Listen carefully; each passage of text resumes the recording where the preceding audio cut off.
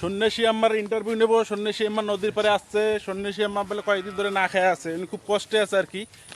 বানবাসা হইলে একটু কষ্টেই থাকে সবাই। এই যে সন্ন্যাসী আম্মা, কোটে সন্ন্যাসী আম্মা কই? ওই যে সন্ন্যাসী আম্মা উঠতে আছে। দেখি সন্ন্যাসী আম্মার কাছে যাই। আর নদীর পারে যে সিনারি ভাই, নদীর পারে যে ভিউ দেখলেই মনে করেন যে একে মনটা ভরে যায় ভাই। এই জায়গাগুলো খুব ভিডিও করার জন্য উপযুক্ত একটা জায়গা, দেখছেন?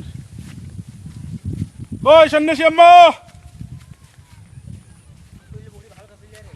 নদীর পারে আসছি, সন্ন্যাসী আম্মার ইন্টারভিউ নেওয়া লাগবে। কি ভিন্ন জগতের কাম শেষ? ভিন্ন জগতের কাম শেষ? কটা কটা মারছেন? ভিন্ন জগতের কাম করা শেষ? টাটা দে, টাটা দাও, টাটা দাও, টাটা দাও, টাটা দাও। এই হচ্ছে ভিন্ন জগতের খাস লোক।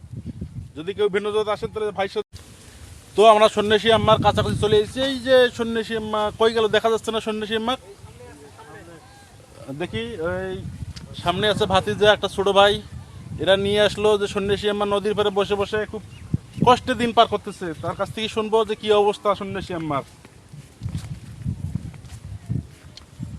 তো আজকে শুক্রবার, জুমার দিন, সবাই সবার জন্য দোয়া করবেন।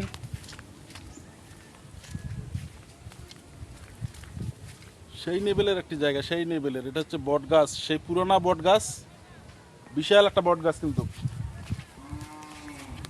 আম্মা, এই যে সন্ন্যাসী আম্মার একটা ভিডিও করছিলাম একবার। এই যে নদীর পাড়ে বসে, এই যে দেখা যাচ্ছে সন্ন্যাসী আম্মা। আসুন যাই।